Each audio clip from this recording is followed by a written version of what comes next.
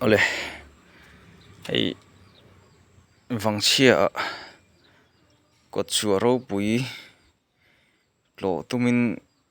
kan kal a chumi ma deuh chuan hi heti lai hian sazep khuwa hi lo lo mai a hun kan nei lo viau nai nin han hoi kwal vel thuak te kan tia hei kan han ding khomuang loka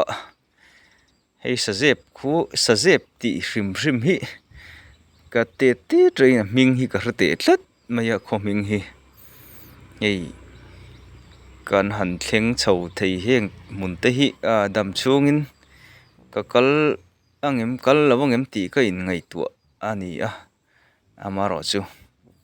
hei pathian khoina zara dam tein kan an oma kan han thleng ve tlat zel mai hi lom oma tet laia khuwa kan kal nia lo na tur nia kan ngai tam tak kho poimo mun hlui poimo tak le kholar tak kan tet lai kan hriat mun sang a khan pathian khoi na zara kan kal ve ta meya chung zinga chuam ei sazep khuwa po hi ni ome khonwam tak ani rawa kho lai lia kan han hoi kwal vela kholian lutuk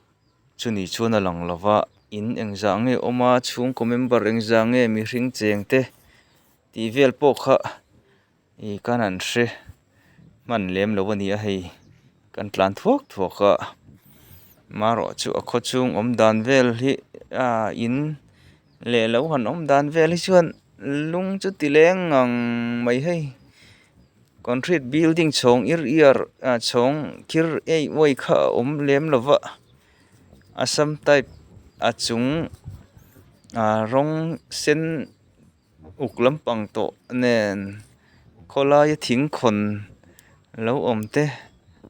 rangva in abang rangwa ti te hetiang in hi in zamput maya hetiang ang assam type in hian lung hi ti leng thin ani building chhawng kir ei woi hi tha lawe tin me pheichani me lawa kan nei phak lo tu thil tak te pawni kan nei phak mi alo thilani wang khan kan va soi sel chu ni lawa amaro chu hetiang assam type in nuam moksi hian lung hi ti leng thina hei kan han tlan zela thing khon han om kot kai thing khon han tiang ur te hian lung hi ti leng riau mai hei mu pon nuam khop mai ei sazep khuwa kan han thleng thei kan an mu thei hi alom tak ani han tlo kim achak om viau mai he khuwa hian mizo historical thil taka hmun poimo tak kan tiang chi historical site te po mu tur chu a oma amaro chu tung tuma hian kan tlo man lo poi khop mai pathian zara dam ten omila mu hun te po chu lo ma na ti hian kho chung han fan kwal